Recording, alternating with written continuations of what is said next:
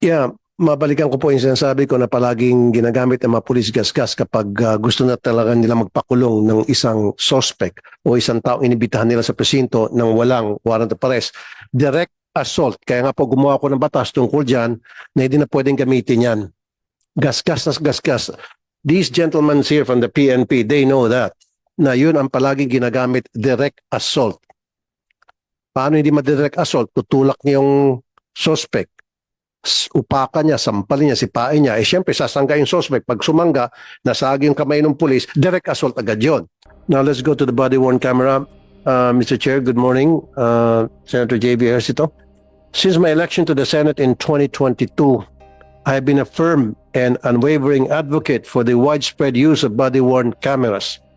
In 19 Congress, I filed Senate Bill number 2199, which is a measure intending to mandate law enforcement officers to use body-worn cameras during law enforcement operations. Unfortunately, kinulang po tayo ng oras para maipasa ito. This 20th Congress I filed Senate Bill number 86 with the same intention, and hopefully this time maging ganap na pong batas itong panukalang ito. It's about time that all our law enforcers should wear body-worn camera at all times kapag sila po ay nasa field. There are cases that has reached my program where police officers conducted arrest with or without warrant that was not done properly and violated the rights of the accused and sometimes their families. Isa pong kaso na inareklamo sa aking programa yung girian sa pagitan ng isang rider at isang pulis. Sa video, malinaw na may nanakit. Ito po, Mr. Chair, if you'll allow me to show a video.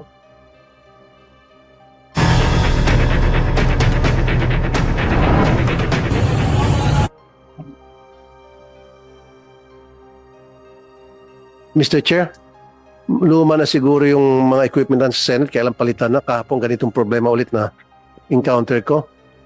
As you can see doon po sa video, yung police wala siyang suot na body-worn camera. Now, kung meron siyang suot, then doon natin malalaman kung sinong tama at sinong mali. Buti na lang, merong isang concerned citizen, dashcam niya, nakafocus doon sa pangyayari, kuwang-kuha yung blow by blow, lahat ng insidente. So, hindi pwedeng mag-deny ang police doon. Actually, yung body-worn camera, it works both ways eh. Protection para doon sa inaakusa or hinuhuli, at the same time protection din sa PNP operatives.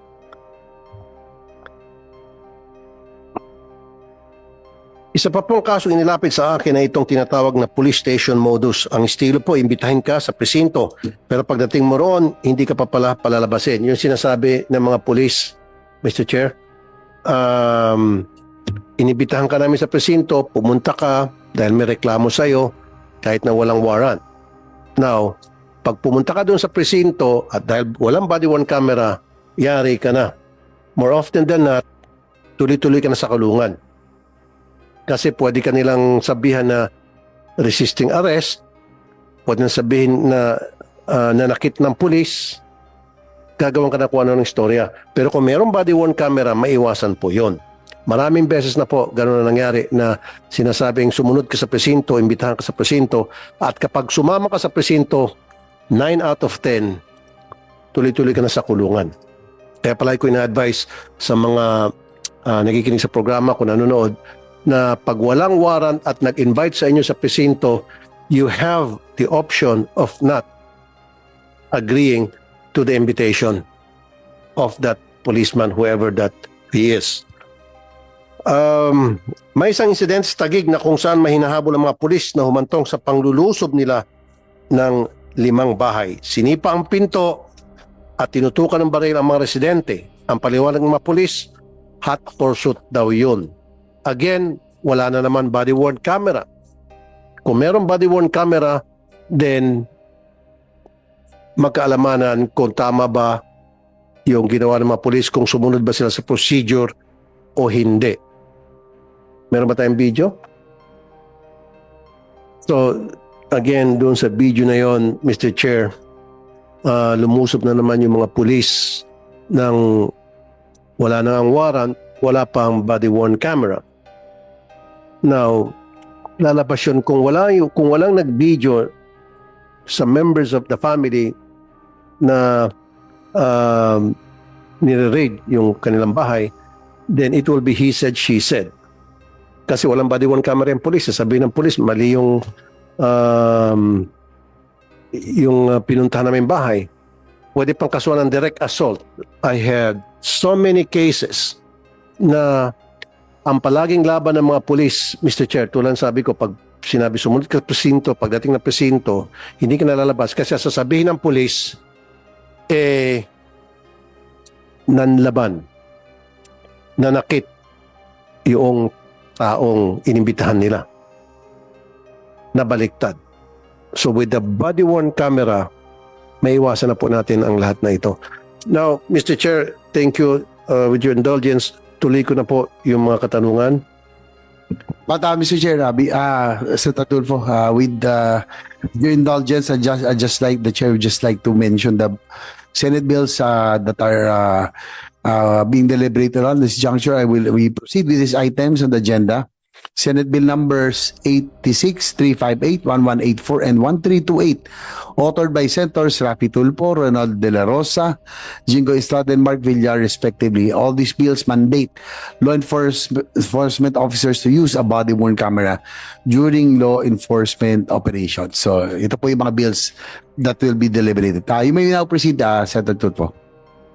Yeah, mabalikan ko po yung sinasabi ko na palaging ginagamit ng mga pulis gasgas kapag gusto na talaga nila magpakulong ng isang suspect o isang taong inibitahan nila sa presinto nang walang warrant of arrest. Direct assault. Kaya nga po gumawa ko ng batas tungkol dyan na hindi na pwedeng gamitin yan. Gasgas na gasgas. These gentlemen here from the PNP, they know that. Na yun ang palaging ginagamit, direct assault. Paano hindi ma-direct assault? Tutulak niya yung suspect.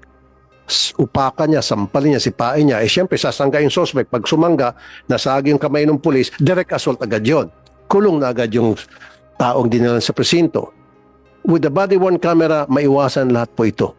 Kaya lang, Mr. Chair, kailangan magkaroon ng intense training ang lahat ng mga pulis na susuot ng body-worn camera. Intense training when it comes to how it is being used and how it is being maintained. Kasi kung walang training kung paano gamitin at paano i-maintain, useless din.